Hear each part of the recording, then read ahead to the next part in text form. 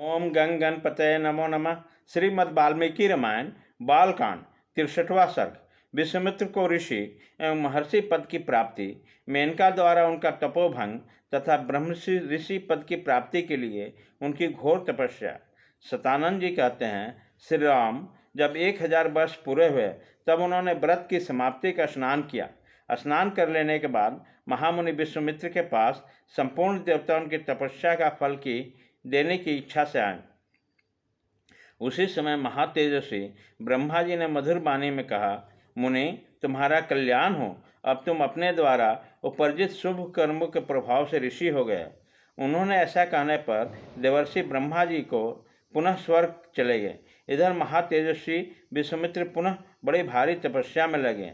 नरश्रेष्ठ तदंतर बहुत समय व्यतीत होने पर परम सुंदरी अप्सरा मेनका पुष्कर में आई और वहाँ स्नान की तैयारी करने लगे। महातेजस्वी कुशिक नंदन विश्वामित्र ने वहाँ उस मेनका को देखा। उसका रूप और लावण्य का कहीं तुलना नहीं था। जैसे बादलों में बिजली चमकती हो, उसी प्रकार वह पुष्कर के जल में शोभा पा रही थी। उसे देखकर विश्वामित्र मुनि काम के अधीन होकर उसके इस प्रकार बोले, अप्सरा तेरे स्वागत है, तू मेरे इस आश्रम में निवास कर। तेरा भला हो, मैं काम से मोहित हो रहा हूँ, मुझ पर कृपा कर। उनके ऐसा कहने पर सुंदर कटि प्रदेश वाली मेनका वहाँ निवास करने लगी। इस प्रकार तपस्या का बहुत बड़ा विघ्न विश्वामित्र जी के पास स्वयं उपस्थित हो गया। रघुनंदन मेनका को विश्वामित्र जी को सौम्य आश्रम पर रहते हुए 10 वर्ष सुख से बीते। इतना समय बीत जाने पर महामुनि विश्वामित्र लज्जित से हो गए, चिंता और शोक में डूब गए। रघुनंदन मुनि के मन में रोषपूर्वक यह विचार उत्पन्न हुआ, यह सब देवताओं की करतूत है। उन्होंने हमारी तपस्या अपहरण करने के लिए यह महान प्रयास किया है। मैं काम जनित मोह से ऐसा आक्रांत हो गया कि मेरे 10 वर्ष एक दिन रात के समान बीत गए।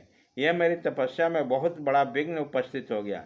ऐसा विचार कर मुनिवर विश्वामित्र लंबी सांस खींचते हुए पश्चाताप से दुखित हो गए।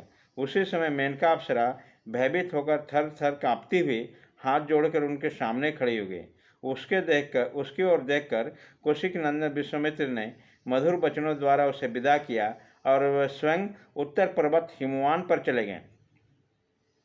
वहाँ उन्होंने महायशस्वी मुनि ने निश्चयात्मक बुद्धि का आश्रय लेकर कामदेव को जीतने के लिए कौशिकी तट पर जाकर दुर्जन तपस्या आरंभ की।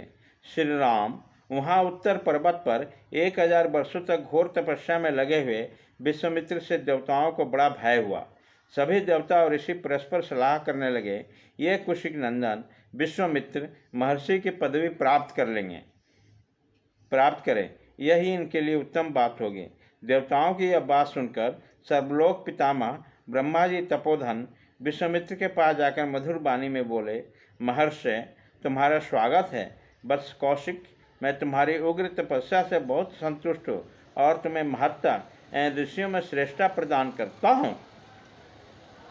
ब्रह्मा जी का वचन सुनकर तपोधन विश्वामित्र हाथ जोड़कर प्रणाम करके उनसे बोले, भगवान, यदि अपने द्वारा उपार्जित शुभ कर्मों के फल से मुझे आप ब्रह्मऋषि का अनुपम प्रदान करें तो मैं अपने को जितेंद्रिय समझूंगा। तब ब्रह्मा जी ने उनसे कहा, मुनिश्रेष्ठ, अभी तुम जितेंद्रिय नहीं हुए, इसके लिए प्रयत्न करो। ऐसा कहकर वह स्वर्गलोक चले गए। देवताओं के चले जाने पर महामुनि विश्वामित्र ने पुनः घोर तपस्या आरंभ की।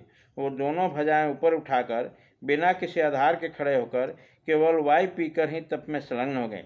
गर्मी के दिन में पंचाग्नि सेवन करते हुए, वर्षा काल में खुले आकाश के नीचे रहते और जाड़े के समय रात दिन एक पानी पर खड़े रहे। इस प्रकार तपोधन ने 1000 वर्षों तक घोर तपस्या की। महामुनि विश्वामित्र के इस प्रकार तपस्या करते समय देवताओं और इंद्र के मन में बड़ा भारी संताप हुआ। समस्त मरुदगण के सहित इंद्र ने उस समय रंभ्या अप्सरा से ऐसी बात कही जो अपने लिए हितकर और विश्वामित्र के लिए अहितकर थी। इस प्रकार श्री वाल्मीकि निर्मित आर्ष रामायण आदि काव्य के बालकांड में 63वां सर्ग पूरा हुआ।